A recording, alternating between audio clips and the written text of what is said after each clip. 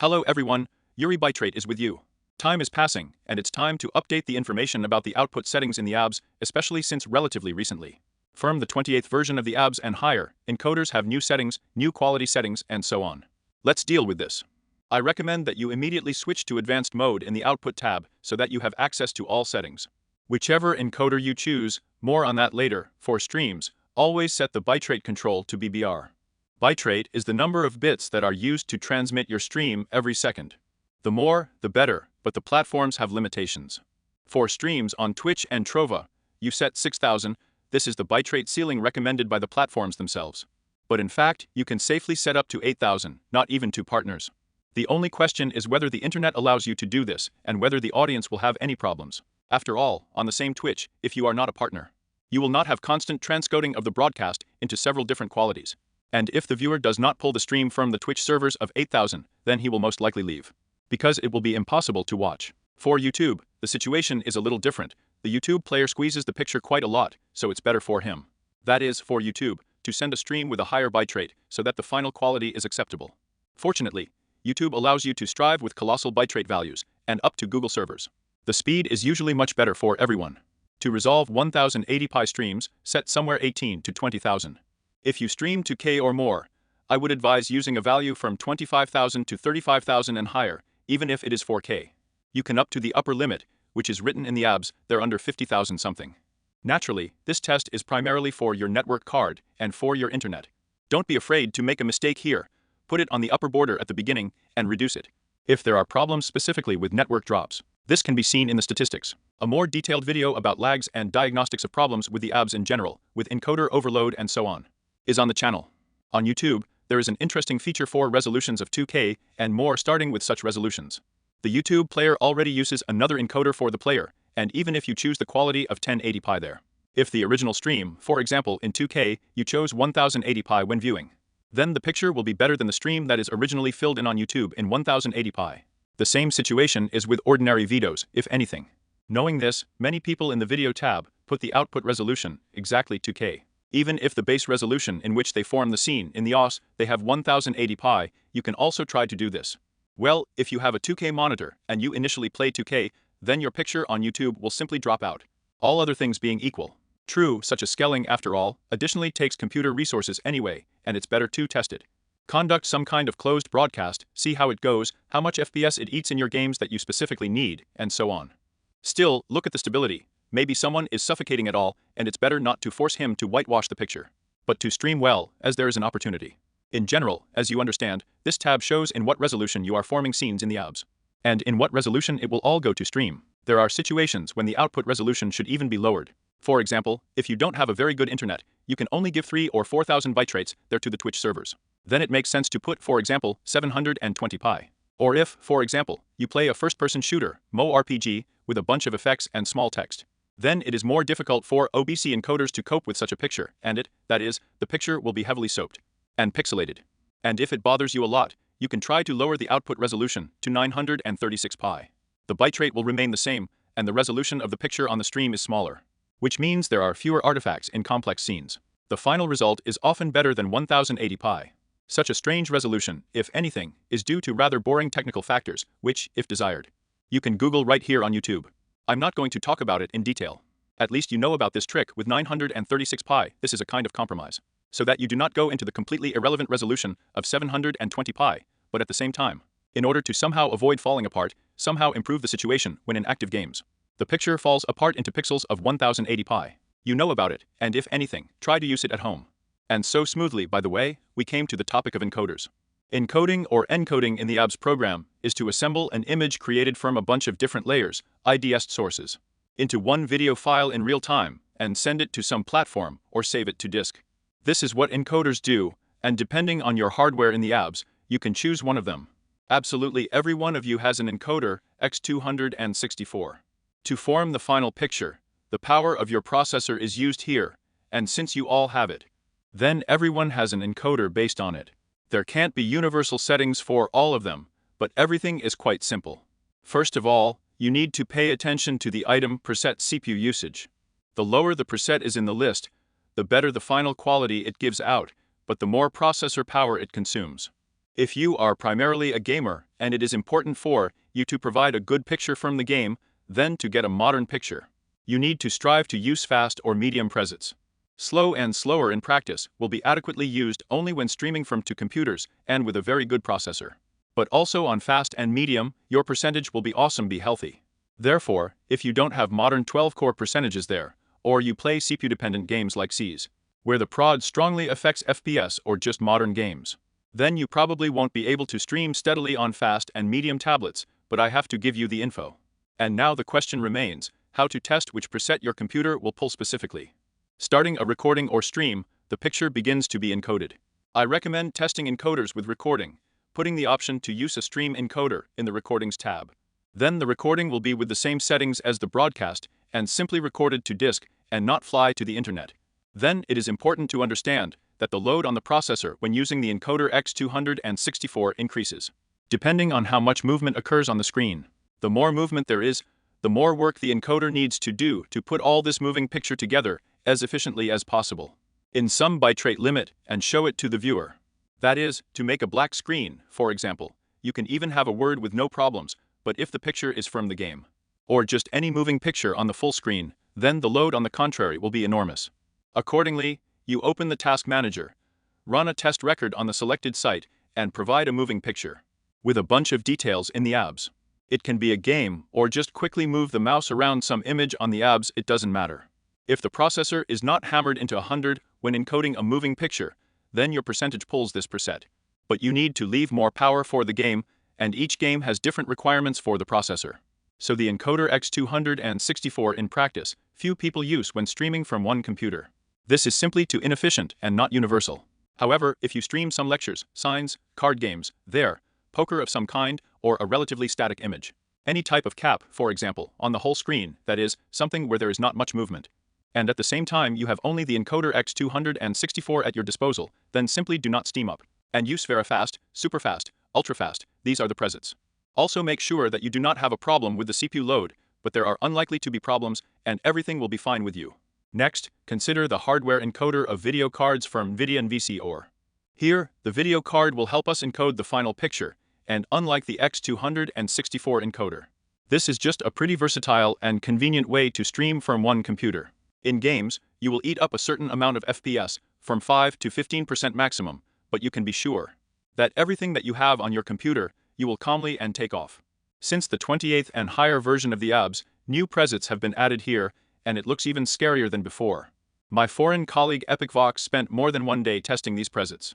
There is a lot of information and confirmation graphs from tests that use different algorithms to evaluate the coding quality in specific numbers. You can go crazy with the amount of information there. But the most interesting thing is that it all comes down to fairly unambiguous conclusions. The Pi 6 preset can be called universal. Adjustment is always high quality, multipass mode, quarter resolution. This, though a little, but really improves the overall result. Obviously, you can set P7 and full resolution of the multipass mode, but it will be very difficult to visually find the difference, and it's not worth it. But for the most purposeful perfectionists with powerful computers, set everything to the maximum. Everything is pretty obvious here.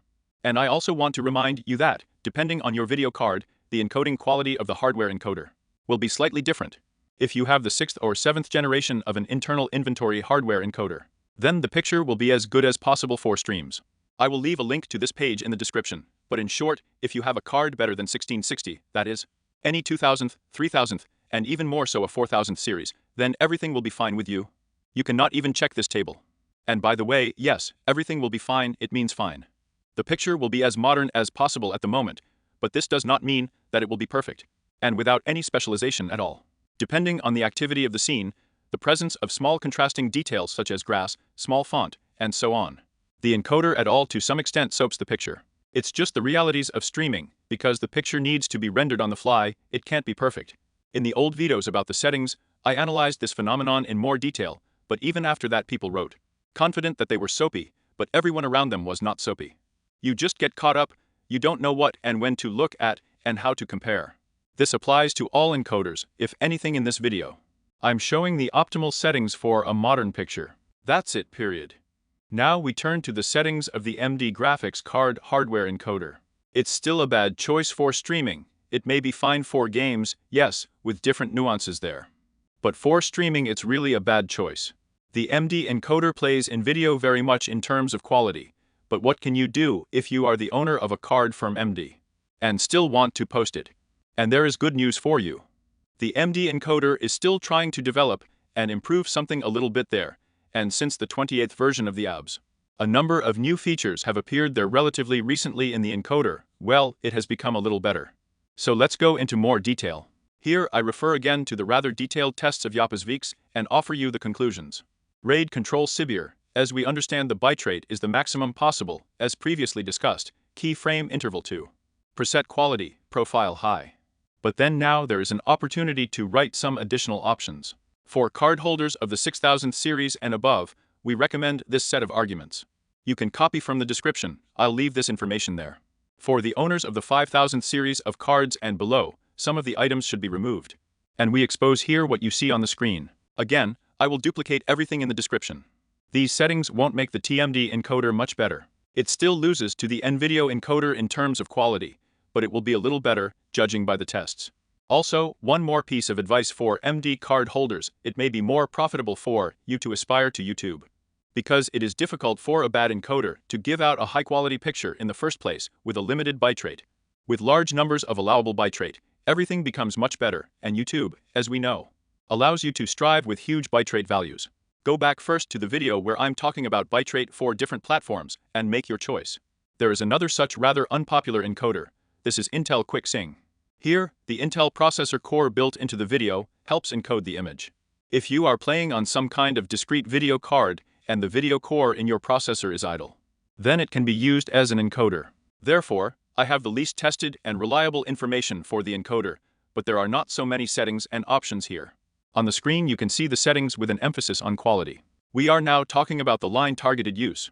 I can also recommend streaming this QuickSync to YouTube, since I have not heard that this encoder successfully competes with NVIDIA with a limited bitrate, but as in the case of SND, YouTube can smooth out this problem. How the use of this encoder affects the performance of the processor, its overheating, and so on. Unfortunately, I have no information. If you have reliable information, tested, not so easily taken from the ceiling, at random.